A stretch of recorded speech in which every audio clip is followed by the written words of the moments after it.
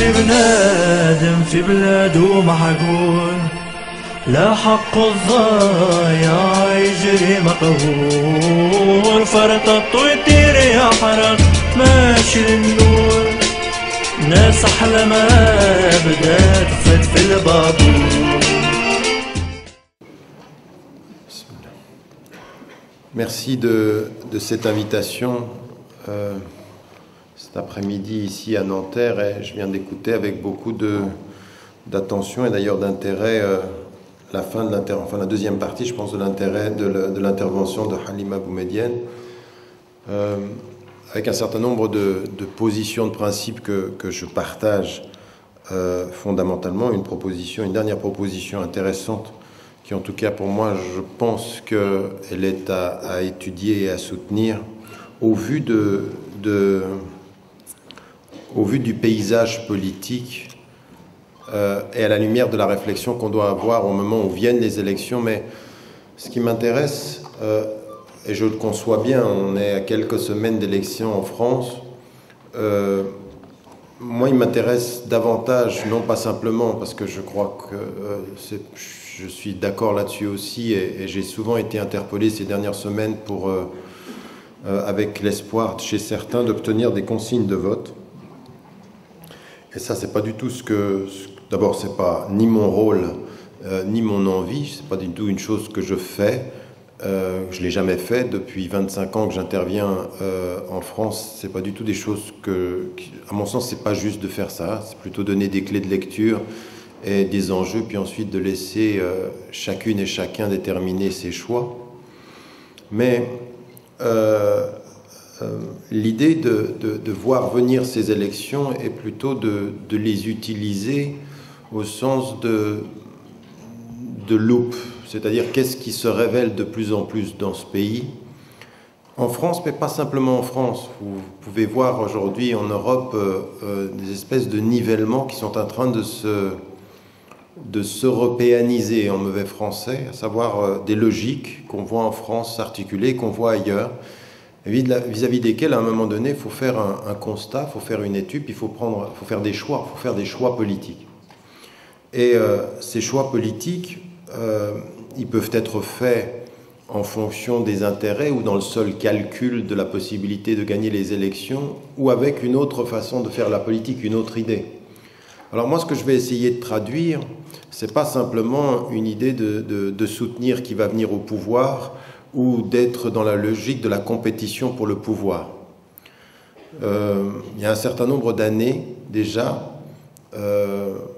que je me rends compte que si nous ne rentrons pas dans l'action politique avec une vision un tout petit peu plus complexe et plus holistique, c'est-à-dire qui prenne en compte toutes les dimensions, on s'aperçoit qu'on peut se battre pour des intérêts politiques, pour des questions politiques, totalement négliger la dimension économique, et puis finalement défendre des opinions politiques qui n'ont absolument aucune possibilité de voir le jour ou de se traduire, parce que la puissance de l'économique, la puissance des centres nerveux du pouvoir économique balaye tout ceci. C'est-à-dire que c'est un discours vide, en fait. C'est un discours structurel, c'est pas un discours qui questionne les fondements du pouvoir aujourd'hui. C'est vrai en France, mais si vous étudiez ce qui est en train de se passer au Moyen-Orient ou en Afrique du Nord, tout ça, c'est rien. Tous ces processus de démocratisation vont être passés par pertes et profits si ces pays et les responsables politiques de ces pays ne déterminent pas de véritables politiques économiques régionales et internationales. Et donc, il faut bien concevoir tout ceci, et j'étais content d'entendre Halima mettre en évidence le fait que dans notre engagement politique, il faut refuser ces approches sectorisées, c'est-à-dire des espèces de oui, on parle de la France, que de la France, rien que la France, puis on en parle ici, on ne lie pas ceci à la politique vis-à-vis de l'Afrique du Nord, surtout on essaye de couper la France de sa relation avec le conflit israélo-palestinien et le Moyen-Orient. Tout ceci est lié. Tout ceci est lié. Et donc, plutôt que de simplement regarder les élections, pour qui on va voter, c'est de se dire quel type d'approche alternative sommes-nous prêts, a-t-on le pouvoir de proposer comme contre-pouvoir de ce qu'on nous propose. Parce qu'aujourd'hui, moi, ce qui m'intéresse dans le paysage politique français, c'est simplement de faire le constat d'une espèce de nivellement par le bas, de discours politiques et de discussions politiques qui sont dans le délitement. On constate un délitement de la pensée politique et puis des oppositions de façade entre la soi-disant gauche et la soi-disant droite. On s'est dit, mais au fond, quelle est la différence? Je ne comprends plus bien la différence.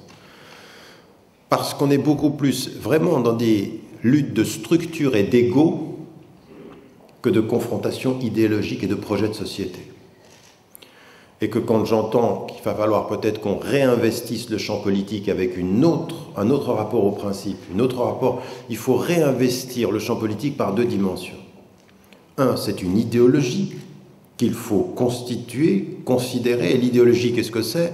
C'est le sens d'objectif politique, le sens de réalisation, c'est-à-dire arrêter l'idéologie de l'émotionnel ou la politique de l'émotionnel ou de la peur avec la politique des idées, la politique des projets, la politique des priorités, la politique des visions qui vont mobiliser des consciences libres et non pas des votes, non pas des numéros.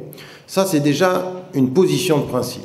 Et s'il y a une catégorie de la population qui peut réinvestir le politique vis-à-vis de cela, ce sont souvent, mais enfin, je veux dire, là aussi, ce sont des pensées qu'on a à travers l'histoire.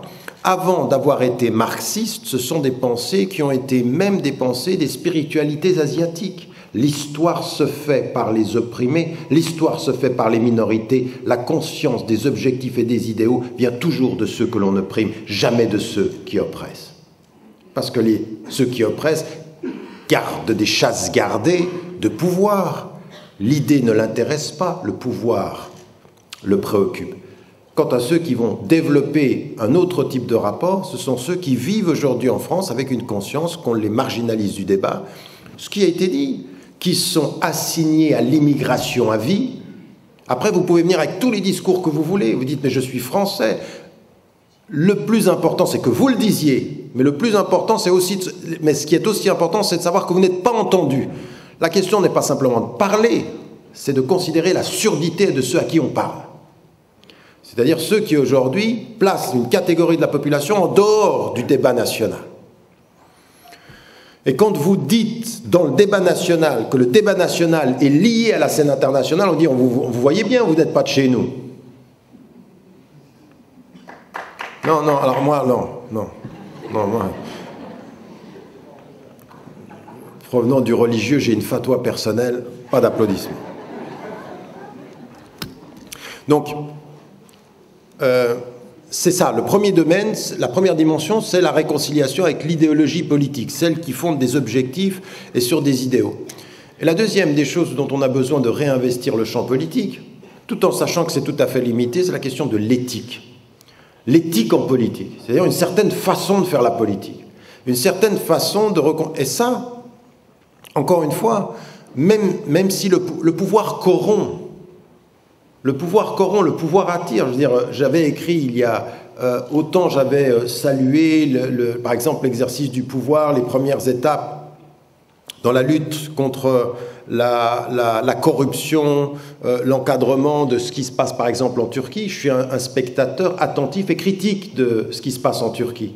Je ne peux pas ne pas reconnaître, et je ne veux pas ne pas reconnaître, qu'il y a des avancées extrêmement intéressantes en termes de la gestion du politique. Même si je suis très critique sur la politique économique en Turquie, sur le fait de penser qu'on a réussi parce qu'on fait mieux que les autres en termes de croissance, ça me gêne de penser que... Mais je peux comprendre aussi que c'est une étape, c'est-à-dire on fait aussi bien parce qu'on est en train de développer une autre idée du rapport à l'économie, et ça m'intéresse parce qu'en même temps que je vois ceci, je vois un pays qui se développe dans le rapport sud-sud, le rapport sud-est, de façon complètement nouvelle. Donc il se pourrait en fait que ce ne soit qu'une seule étape, un moment de la pensée économique. Donc je suspends mon jugement jusqu'à preuve du contraire. Parce que j'en sais rien, parce que je ne peux pas, à l'heure qu'il est, déterminer clairement les enjeux de la politique économique de la Turquie, en tout cas ses visées plutôt que ses enjeux. Mais par contre, il y a une chose que j'étais aussi obligé de relever, c'est que quelqu'un qui est devenu Premier ministre et qui est élu 2 fois est encore maintenant dans un processus où il pense à changer le régime ministériel ou celui du Premier ministre qui a le pouvoir en régime présidentiel. Et celui qui ne pourra plus être Premier ministre va devenir président. Elle dit attention, cet amour du pouvoir, on l'a connu. Et même les plus conscients ne sont pas forcément les plus forts. On peut avoir cette faiblesse-là, le pouvoir qu'ont. Donc la politique, quand on dit éthique en économie, en politique, on dit dans les limites de ce qui est possible, mais il faut quand même se positionner avec une éthique politique. Que le politique, c'est le service de la nation, c'est pas gagner des élections, que c'est une certaine façon de concevoir le droit, que c'est une certaine façon de concevoir la dignité humaine. Et moi, quand on me dit oh, il faut séparer le religieux du politique, je veux bien, ça dépend ce que vous mettez à la place du religieux. Parce que s'il s'agit de séparer le religieux du politique pour mettre à la place du religieux l'économique et que finalement on a mis le politique sous l'étau du politique, alors je dis c'est encore plus dangereux. Parce que non seulement c'est pas le dogme du religieux qui s'impose, mais c'est la logique de l'économique qui impose des politiques dont plus personne n'est maître. Et qui fait qu'à un moment donné, quand les banques sont en crise, on prend du citoyen pour sauver des banques qui à la fin de l'année vous disent eh ben, finalement on a quand même fait 10 milliards de bénéfices. Ah ben c'est gentil. Et ça, c'est aussi déterminer les zones du pouvoir. De ne pas séparer le religieux pour le remplacer insidieusement par d'autres centres de pouvoir. Et de questionner ceci en disant, ça n'est pas parce qu'on sépare le religieux du politique qu'on va séparer le politique de l'éthique. On veut une conscience éthique, on veut des objectifs, on veut que les gens qui s'engagent au service de la nation, en haut de la nation, viennent avec des principes qu'ils nous déterminent et qu'on les prenne au mot. Moi, ça me fait rire aujourd'hui, ceux qui viennent en France dire le parti est Nordin en Tunisie, on va les prendre au mot, savoir s'ils disent la vérité après les élections. Et avant, je dis, Monsieur Sarkozy, venez, on a 2 mots à vous dire. Entre ce que vous nous avez dit avant et ce qu'on voit après, et c'est pas le seul, Hollande, pareil. On verra Hollande. Enfin, je ne sais même pas si on verra. Rien n'est dit. Mais c'est pour tout le monde la même chose. Donc 2 choses qui me paraissent dans cet engagement, prendre ces élections-là et voir dans quelle mesure on peut induire de cet engagement politique en se disant, bon, les élections viennent, comment se positionner par rapport à cela, voir l'indigence du débat, voir le délitement de la pensée politique et puis se penser aujourd'hui de façon nouvelle. Le constat que l'on voit en France, il est de plus en plus criant maintenant où on s'approche des élections, mais ça, si vous étudiez ce qui se passe en Hollande, si vous aviez étudié ce qui se passait au Danemark, si vous avez étudié ce qui se passe en Norvège, si vous voyez ce qui se passe en Belgique, et ce qui se passe dans mon propre pays, la Suisse, vous allez vous rendre compte qu'il y a une logique qui est systématiquement la même. À savoir qu'on est aujourd'hui dans le temps du politique, loin des idéologies et tout près du populisme. Celui qui donne le ton du discours aujourd'hui en France, c'est le populisme. C'est pas les... Alors après, on a des variations sur le même tempo entre l'UMP et le Parti socialiste, et puis les autres qui essayent de se faire entendre dans cette espèce de polarisation du politique aujourd'hui en France. Mais le caractère le plus déterminant du discours politique, c'est l'intervention de la pensée populiste transversalement partout. Alors je l'ai dit et répété, ce qui se disait par le parti du Front National il y a 10 ans, 15 ans maintenant est dit et accepté par beaucoup, et on va aller jouer sur cette surenchère-là. Et ça, c'est de la politique émotionnelle. Elle est fondée sur 1, l'émotif, 2, la peur, et 3, la récurrence. Attendez-vous à un dérapage contrôlé de votre ministre de l'Intérieur chaque 3 semaines. Parce que si vous pensez c'est un dérapage contrôlé. Laissez venir les immigrés, laissez-les voter, il y a du halal partout. Ouais, ça vous fait rire. Il y en a d'autres, ça fait peur. Et donc on joue là-dessus. Et on joue là-dessus et les autres partis se positionnent. Et puis parfois, ceux qui ont entretenu un certain type de nouveau racisme vis-à-vis font comme s'ils étaient effarouchés. Mon Dieu, que dit-il ? Mais vous pourriez prendre dans leur propre discours une série d'attitudes, une série de comportements où c'est exactement la même chose.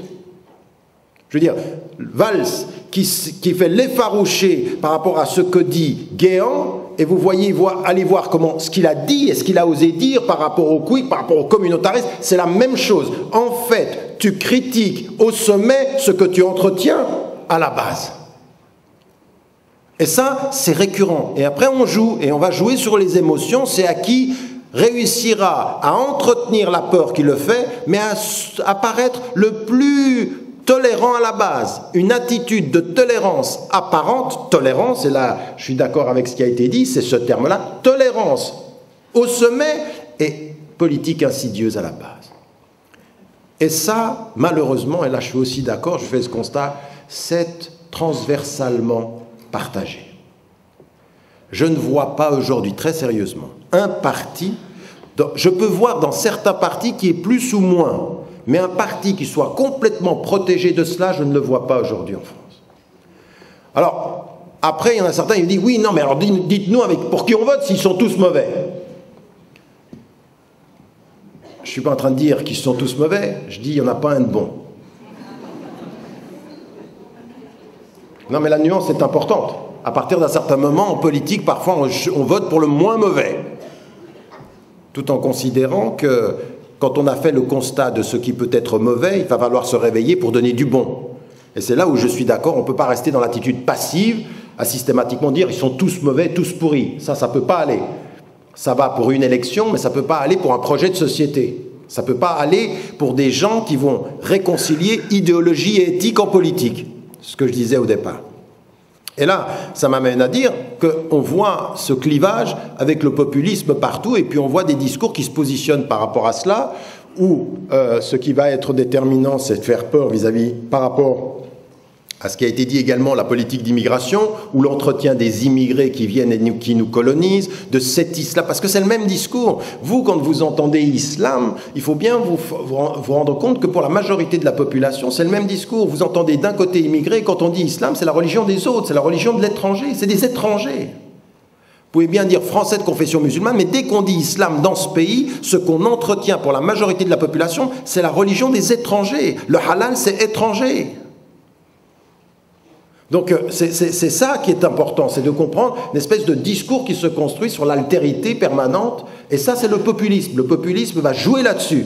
Et donc le discours que l'on trouve à l'UMP, le discours qu'on trouve dans le Parti socialiste, ou les autres, beaucoup des autres, de la même façon, et même si certains ont avancé de ce point de vue-là, je pense qu'il faut aussi saluer un certain type de discours chez certains qui essayent de faire avancer, tout en n'étant pas naïfs, tout en n'étant pas, ne tombons pas dans le piège de ce point de vue-là, des fausses différences, et de comprendre les similarités qui sont les similarités de ces logiques à partir du moment où la seule chose qui intéresse, c'est prendre du pouvoir, asseoir au pouvoir, développer des espaces ou des chasses gardées. Par rapport à cela, quand on est en face des élections puis qu'on va s'y engager, comment faire pour que ces élections soient un moment où on a développé une conscience politique, mais on va faire aussi une école de la transformation d'un projet d'avenir. Parce que pour moi, c'est ça qui est intéressant. Je veux dire, bon, il va y avoir les élections, je ne sais pas ce qui va changer, je vais y venir. En termes de propositions, de positions de principe, il faut aussi prendre parfois des positions. Mais comment est-ce que les élections qui viennent, qui sont un moment important de la vie politique en France, c'est un moment important, donc il faut saisir cette occasion, développer la conscience des citoyens que maintenant, ils ne peuvent pas s'asseoir en disant tous pourris, et ils ne peuvent pas non plus faire des politiques qui sont systématiquement du recherche du moindre mal. Parce que moi, j'ai des citoyens qui viennent vers moi, des Français qui disent « qui est le moins mauvais ?» D'accord, mais ça peut aller, mais à partir d'un moment, il faut développer autre chose. On a la responsabilité citoyenne de proposer des politiques du bien et non pas simplement des résistances au moins mauvais. Donc le contre-pouvoir, ça peut être aussi ça. Et moi, je conçois, j'ai un certain nombre de personnes qui sont des militants avec lesquels j'ai travaillé pendant 20 ans, qui me disent, mais moi, pour moi, le vote, c'est un acte, l'abstention est un acte politique. Je le comprends et je comprends ceci. Philosophiquement, c'est vrai. De dire, je ne vais même pas voter parce que des deux côtés, de toute façon, vous offrez. Mais ça ne peut pas être une stratégie à long terme. Ça peut être un moment d'exaspération, ça ne peut pas être un apport dans la vie politique d'un pays. Parce que, d'abord, l'abstention, elle n'est pas qu'au bout du compte, vous disparaissez du jeu. Dans l'abstention, vous allez disparaître du jeu parce que ceux qui vont s'exprimer vont faire le jeu. Et puis qu'à long terme, il va falloir faire autre chose que cela. Et si vous voulez, pour moi aujourd'hui, dans ce que ça peut révéler, c'est encore une fois, et là je pense qu'il faut qu'on réinvestisse ce champ politique et au niveau de la base, que ce soit dans les cités, que ce soit dans les banlieues, que ce soit transversalement, partout où cette parole peut être entendue, il va falloir réconcilier ce que je vous disais, c'est-à-dire un certain nombre de principes à qui il faut donner de la substance. Ça veut dire quelque chose, la justice. Ça veut dire quelque chose, la dignité. Mais il faut le dire, ça veut dire quelque chose, la dignité. Et la dignité, ça veut dire qu'effectivement, quand on a des forces de sécurité ou des forces policières qui peuvent se permettre de traiter des gens de la façon dont on les traite et qui ne sont pas jugés comme il se devrait, c'est pas simplement une atteinte à la justice, c'est une atteinte à la dignité des individus. C'est-à-dire le droit fondamental des droits de l'homme. C'est-à-dire là, ça n'est pas possible. Vous ne considérez pas ces citoyens avec la même dignité. Alors, c'est vrai... Quand je parle, vous savez, de dimension éthique, de réconcilier l'éthique avec le politique, pour moi, j'ai aucune crainte à dire, mais moi, quand j'entends que tous les êtres humains doivent être traités en droit et en même dignité, c'est ça c'est une attitude qui est à la fois philosophique, politique et fondamentalement engagée. Ça veut dire quelque chose. Et il faut l'entendre, il faut le dire. Maintenant, il faut savoir le traduire. Il ne faut pas traduire les principes uniquement sur le mode de la plainte. Il faut être beaucoup plus confiant et beaucoup plus offensif sur ces questions-là. Il faut faire des questions de principe une offensive politique, pas une résistance. Oui, non, on a des cas qui prouvent qu'il y a des problèmes. Maintenant, il faut une politique offensive qui dépasse ces problèmes en disant ça n'est que la preuve qu'on a un problème là. Et ce problème-là, il est le problème de la justice pour tous dans ce pays. Sur la question scolaire. L'école, ça veut dire quelque chose, mais pas des discours théoriques où on va vous dire on aura 60 000 enseignants de plus, ou alors l'autre qui dit maintenant aux enseignants travaillez plus pour gagner plus, merci, après 5 ans, on est dans la politique de la formule. Là, j'arrivais tout à l'heure, je voyais sur la route en arrivant ici, c'est la France bleu marine. Donc vous avez la France forte, vous avez la France bleu marine. On est de slogan, et ça, c'est à qui trouvera le mieux. Mais le problème, c'est que le slogan est la formule iceberg qui cache l'ensemble de l'inertie, du non-sérieux des politiques qui sont faites pendant des années. Parce qu'au bout du compte, c'est pas forcément avec ces idéologies et avec ces principes qu'on est mené. Donc, dire vraiment, à un moment donné, développer vraiment une vraie politique scolaire dans ce pays. Une vraie politique éducative, qui disent arrêtez de nous parler des banlieues qui doivent culturellement s'intégrer, mais parlez-nous des banlieues et des cités qui doivent éducativement, par l'éducation et par la scolarité, atteindre et accéder à l'égalité des droits scolaires. C'est-à-dire poser la question scolaire là où elle doit être, c'est-à-dire l'égalité des droits à la scolarité pour tous de la même façon, et non pas les chasses gardées, parce que, encore une fois, donc c'est un discours qu'il faut développer. Aujourd'hui, qu'est-ce qu'on voit dans les élections qui arrivent? Ça, on en parle très très peu.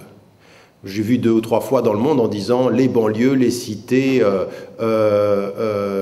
absents de la campagne électorale. Mais il y a plein de choses qui sont absents, il n'y a pas que ça. Et il faut faire, nous, attention, dans notre apport à cette discussion-là, de ne pas simplement le conjuguer sur le mode cité et société. Ça aussi, c'est un piège. Il faut transformer ceci en autre chose. C'est autant la discrimination par rapport au droit, la discrimination par rapport au logement, par rapport à la géographie de ce pays aussi, la politique urbaine, c'est une vraie question. C'est une vraie question qu'il faut aborder. Et là, à ceux qui sont aujourd'hui et qui sont engagés sur le plan politique, c'est ces questions-là qu'il faut leur poser. C'est sur ces questions-là fondamentales, c'est-à-dire qu'il y a un certain nombre de principes sur la justice, sur la dignité, sur l'éducation, sur la vraie liberté par l'éducation, la vraie autonomie, c'est-à-dire aussi sur l'emploi, sur l'habitat, ce que je disais également en termes de géographie, de politique urbaine, sont des choses qui, de ce point de vue, me paraissent déterminantes. Sur la question de la sécurité aussi, où on a un vrai problème et sur lesquels il faut aborder. Une autre chose aussi qu'il faut aborder sur le plan interne, c'est pour confronter le populisme directement. C'est effectivement ce nouveau racisme aujourd'hui sur lequel il joue. Cette politique de l'identité assiégée, parce que ça a un impact terrible, c'est un impact émotif et émotionnel particulièrement important. Donc il faut l'aborder. Il faut aujourd'hui développer des alliances de lutte contre le racisme, mais réelles, pas cette espèce de mise en scène de SOS Racisme qui sont, je veux dire, SOS Racisme, ni pute ni soumise, même combat, circuler. Il n'y a rien à voir et on n'a rien vu. Vous êtes des imposteurs. Vous êtes des instruments de politiciens qui jouent avec les mots. Et après, on vient dire, il y en a qu'on n'a jamais vu dans aucune cité. Ils sont soutenus par ce sont des bras symboliques de partis qui n'ont rien à dire, qui n'ont rien fait, mais qui utilisent un certain nombre de prête-noms. Je veux dire, moi, quelle est la cohérence de quelqu'un qui crée ni pute ni soumise dans la résistance, qui peut même pas rentrer dans une banlieue, qui finit ministre de Sarkozy pour n'être ni ministre, ni plus rien, ni dans aucune banlieue, et disparaître.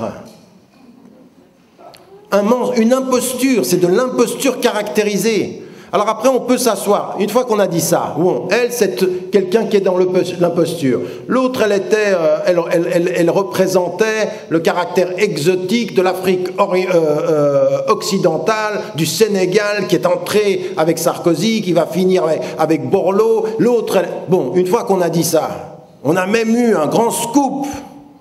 Rachida Dati réintégrée auprès du... Vous vous moquez de qui ? Alors, une fois qu'on a dit ça, qu'est-ce qu'on propose d'autre? Quelles vont être les autres formes? Quelles vont être les autres formes de présence? De personnes qui sont autonomes, qui réussissent à dire « moi, j'entre pas dans ce jeu-là. La seule chose qui m'intéresse, ce sont des principes et j'ai un certain nombre d'idées pour la société française. Un certain nombre de visions. Pas d'être les instruments de politique qui sont contents parce qu'ils ont mis un nom à consonance de là-bas ou une couleur qui vient du Sud. Qui font de notre présence par rapport au populisme de l'exotisme. La plus grande force des populistes, c'est de vous transformer en exotiques. Et ça, tout le monde le fait. Quand vous êtes devenus les exotiques des partis, eh ben, le populisme a gagné. Parce qu'il ne fait que conforter ça. Le populisme ne se combat que par la liberté de ceux qu'il stigmatise. C'est-à-dire la prise de pouvoir. Il y a un mot en anglais qui s'appelle empowerment, c'est-à-dire donner du pouvoir, donner de l'autonomie et donner de la présence. Et donc ça, il faut le créer, ce mouvement-là.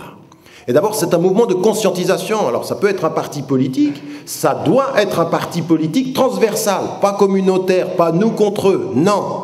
Nos principes communs contre vos populismes, contre vos vides idéologiques. C'est un parti de l'idéologie des idées, des principes fondateurs de l'humanité contre l'instrumentalisation. C'est ça, c'est un parti qui unit ou c'est un mouvement qui unit. Moi, je suis pour un mouvement de pensée qui peut se traduire par... Mais comme ça, c'est-à-dire qui fonde des principes et qui fonde des idées. Ni en couleur, ni en ségrégation, ni en le parti des banlieues ou le parti des... Non, moi, je ne suis pas pour ça. J'entre pas dans ces logiques-là. Je pense que ça, c'est un piège. La meilleure chose que vous pouviez donner à manger aux populistes, c'est de créer un parti qui confirme que vous êtes entre vous. On a dit, vous voyez, et ils osent encore. C'est ce qu'on m'a dit à moi, en Suisse. Et vous osez encore. Si vous osez, vous, Suisses de confession musulmane, parlez. Vous voyez, vous prendre la parole, vous prendre le statut, vous devez parler par procuration. D'autres doivent parler pour vous. Donc à partir d'un certain moment, il faut sortir de ça, mais ce n'est pas parler contre, parce que ne pas parler par procuration ne doit pas se traduire par un parler qui est uniquement contre. Parce que quand vous parlez uniquement contre, vous êtes encore les objets de ceux contre lesquels vous parlez.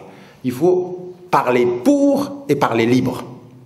Donc ça, aujourd'hui, ça me paraît être une dynamique qu'il faut mettre en place, qui est une dynamique de la conscientisation, une dynamique de la réconciliation avec les principes, une dynamique de la réconciliation avec les idées, et puis une dynamique qui comprend le vrai sens de ce qu'est devenu le monde global. C'est-à-dire qu'il faut autant un engagement régional, c'est-à-dire la façon dont vous interpellez votre mère. Je veux dire, dans le dernier mois, là maintenant, dans le pays des droits de l'homme et de la liberté d'expression, on m'a enlevé 4 salles pour m'exprimer. 4 fois, là maintenant, là dans le dernier mois. Et puis, il y en a même qui font du chantage. Si vous invitez lui, vous n'avez plus de subvention pour l'année. Je dis que parti. C'est des gens qui sont à gauche comme à droite d'ailleurs, ça veut même chose. Ils vous sortent des grandes théories, vous regardez sur le terrain, ils ne veulent pas de cette parole-là. Et donc à partir d'un certain moment, vous dites, mais ça là, ce que vous êtes en train de faire, ce qui fait que vis-à-vis des citoyens et des sujets qui sont des sujets acceptables et des interlocuteurs acceptables et d'autres que vous stigmatisez, ça montre quoi? Ça montre que la façon dont vous traitez les choses à l'intérieur, elle n'est pas loin de la façon dont vous traitez les choses à l'extérieur. Il y a une logique, c'est la même. Et donc, c'est pour ça qu'il faut, sur le plan local, pouvoir dire aux maires, attendez, là, maintenant, il y a un certain nombre de principes et il va falloir que vous considériez qu'on ne va pas se laisser faire sur ces principes-là. Donc là, on est dans une logique de résistance claire, mais pas simplement de résistance, mais de résistance, de sanctions et de propositions. 1, on résiste, 2, on vous sanctionnera, et 3, on proposera. Mais pas simplement résistance et sanction, non. Résistance, sanction, proposition. Voilà ce qu'on veut, nous, maintenant. Voilà ce que l'on veut pour l'avenir. Donc ça, c'est aussi quelque chose qui, au gré de cette élection qui vient, parce que l'une des plus grandes forces de mobilisation politique qui pourrait sortir des prochaines élections, c'est son caractère délité et le niveau tout à fait... j'essaie de trouver le bon mot pour pas... Enfin, le bas niveau, le nivellement par le bas de ce discours-là peut et devrait être quelque chose. Il y a tellement peu le choix est tellement, on le voit tellement maintenant que la différence, elle est minime, et on voit que des deux côtés, d'une certaine façon, de ces deux partis, mais aussi dans les autres, il y a un nivellement qu'à un moment donné, ça doit nous réveiller. C'est-à-dire, il y a quand même quelque chose d'autre à faire que de simplement de se mettre à ce niveau-là. Donc, dans ce qui vient, ça peut être un révélateur, en tout cas moi je le prends comme ça, quand on avait parlé du printemps 2012, de ce mouvement, c'était simplement aussi, et c'est un mouvement de conscientisation, réveillez-vous, prenez la mesure de la réflexion, alors ça peut être ça doit être beaucoup plus large, mais ça doit être transversal surtout, ça me paraît important de le garder de ce point de vue-là comme transversal, et puis d'arriver avec des nouvelles approches, mais surtout une chose, un mouvement ou une réflexion qui doit à terme se traduire par une institutionnalisation de cette pensée. Alors ça peut être par des associations, ça peut être par des partis politiques, mais il faut des choses qui se structurent un peu. Pas des choses qui soient à tout va, et on est dans l'informel et on n'est pas dans le construit, on n'est pas dans le façonné, on n'a pas de projet à proprement parler. Je pense qu'il faut qu'on réfléchisse à ceci et puis qu'on additionne ces dimensions, la dimension locale, la dimension régionale, et puis surtout aujourd'hui, il faut une vraie politique internationale, il faut un vrai discours international. Alors encore une fois, moi je suis complètement d'accord avec ce qui a été dit, quand j'entends des responsables politiques qui étaient plutôt sur la droite catholique traditionnelle, dans le sillage de De Gaulle, dans le sillage de ce qui est venu après, et qui me disent aujourd'hui, la France n'a jamais été aussi pro-sioniste qu'elle est aujourd'hui. Et aux prochaines élections, si c'est entre les deux premiers partis, rien ne change parce que les deux ont les mêmes positions de ce point de vue-là. Donc, ça c'est sur la scène internationale. Mais à partir d'un certain moment, il ne faut pas laisser aux gens l'opportunité de dire « vous êtes en train de faire entrer dans la politique nationale la question israélo-palestinienne ». Elle l'est de toute façon, vos politiques, elles le sont sur la politique moyenne-orientale. On a des choses à vous demander, on a des questions à poser. Qu'est-ce que vous faisiez avec la Tunisie de Ben Ali? Qu'est-ce que vous faisiez avec l'Égypte de Moubarak? Qu'est-ce que vous avez fait pendant longtemps avec la Syrie? Qu'est-ce que vous avez fait? Comment vous avez traité avec le Libyen Kadhafi? Pour ensuite être à la tête de ceux qui vont le tuer. Il y a des questions à poser. Et ne nous dites pas c'est deux choses différentes. Votre façon de traiter les dictateurs est à la lumière parfois de la façon dont vous oubliez vos citoyens. Et vous avez la possibilité d'oublier les citoyens parce que malheureusement les citoyens ne font pas toujours le lien entre ces dimensions-là. Et donc il faut faire ce lien-là, il faut faire le lien sur le Moyen-Orient, il faut faire le lien, parce qu'en même temps, vous êtes en train de voir des choses qui sont en train d'apparaître, qui sont importantes, très importantes. La nouvelle présence, vous savez que votre équilibre économique en France doit beaucoup à la Chine. Doit beaucoup à la Chine, et que de plus en plus aujourd'hui, on va avoir de façon souple, de façon pas toujours mise en évidence et pas toujours avouée, une présence des pétromonarchies, au premier rang desquelles en France le Qatar. C'est pas simplement l'organisateur de la Coupe du Monde, hein. C'est pas ça. C'est une vraie présence sur le terrain français aujourd'hui à coups de millions. Et donc il y a une vraie question quand on dit par exemple le Qatar va aider les banlieues. Et que vous avez maintenant des gens qui partent au Qatar et on va les former. On va essayer de voir quelle est la possibilité de leur potentiel économique. Alors dans l'idée c'est bien, mais attention, l'objectif quel est-il? L'objectif quel est-il? Donc il faut se poser la question, qu'est-ce que le Qatar vient faire dans la banlieue française? Non mais si vous posez la question, pourquoi? Pourquoi le Qatar dans la banlieue française? Parce qu'il vous aime. Il y a sans doute chez certains de bons sentiments. Il y a sans doute chez la plupart de vrais calculs. Donc il faut regarder ceci. Donc ce lien-là, le Qatar, qui était le pays qui était en relation avec la France dans l'intervention en Libye, lequel Libye est aujourd'hui dans la mainmise économique des Américains et des Britanniques et des Français. On nous a même dit aux États-Unis que la sanction qui était prévue contre le pétrole iranien, l'une des sources d'approvisionnement était pensée être la Libye. Déjà, ça va vite. Qu'on puisse penser qu'on a... Ça veut dire qu'on l'a déjà, la mainmise sur la Libye, sur le pétrole libyen. Notez qu'on l'avait préparé, ce passement de pouvoir. Donc, nous, quand on est ici et puis qu'on pense qu'on vote que pour l'un, on vote pour l'un et un régime et un système. Et il faut de ce point de vue-là le considérer. Et si on est pour une éthique et une idée, on ne peut pas avoir une idéologie nationale sans avoir une compréhension de l'international. On ne peut pas. On ne peut pas, de ce point de vue-là, accepter que, au vu et au su de tout le monde, je ne sais pas quand vous... Je veux dire, ce qui est en train de se passer en Syrie est terrible. Et il faut de ce point de vue-là, moi je suis farouche contre toutes ces histoires du complot. Je ne suis pas naïf sur les intentions des États-Unis, d'Israël et de la France et de l'Europe concernant la passation de pouvoir sur l'autre versant. Je ne suis pas naïf. Il y a des calculs et on a préparé une opposition avec laquelle on pourrait composer. Mais de là à dire qu'à cause de ceci, je vais soutenir Bachar el-Assad, qui est un tortionnaire, lui, son oncle et son père, tel qu'il va... On ne peut pas quand même. Et donc là, de ce point de vue-là, il faut avoir la position de principe de dénoncer ce pouvoir-là.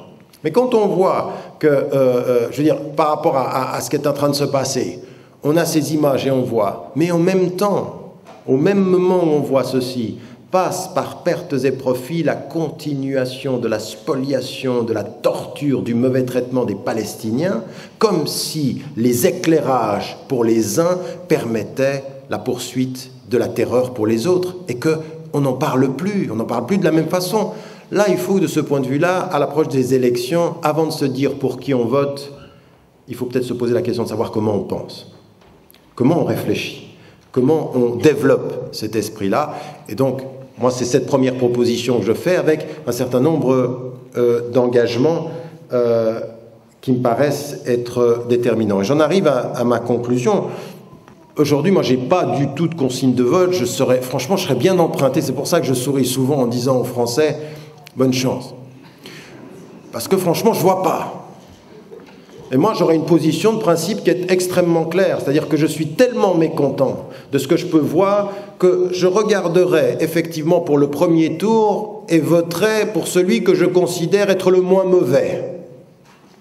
Mais au deuxième tour, je n'aurai pas un vote utile. J'aurai un vote exactement différent. Je n'aurai qu'un vote sanction.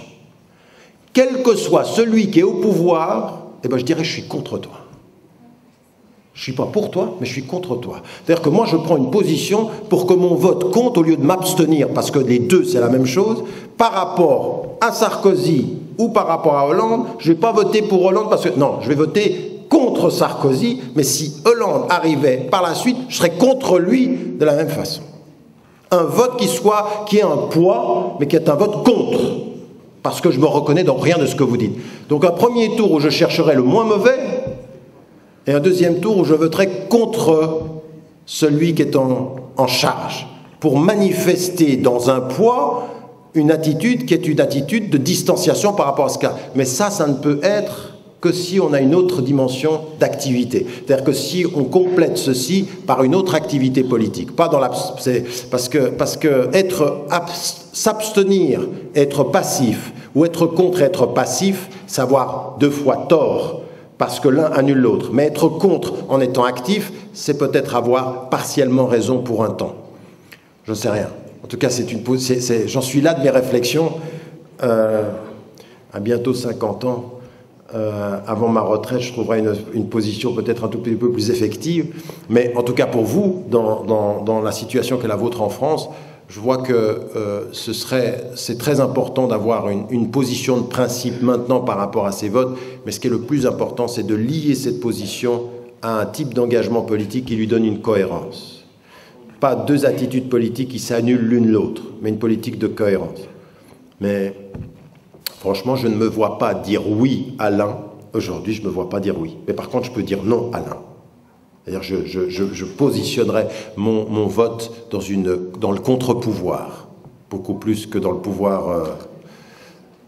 Ça ne donne pas la même chose. Ce n'est pas du tout la même façon de voir. Certains peuvent se dire, mais au bout du compte, ça veut dire que vous votez pour l'un. Non, être radicalement dans le contre-pouvoir caractérisé. C'est-à-dire, mais je ne peux l'être dans le contre-pouvoir que si j'ai un vrai contre-pouvoir que je construis, pas dans la passivité, là on a tort. Mais si je construis un contre-pouvoir, alors de me positionner dans le contre-pouvoir en disant je m'oppose à ce que vous êtes et que vous représentez, ça me va être le plus cohérent. Le plus cohérent, sans que ce soit complètement l'idéal de ce qu'on pourrait avoir dans la politique actuelle. Voilà, je vous remercie.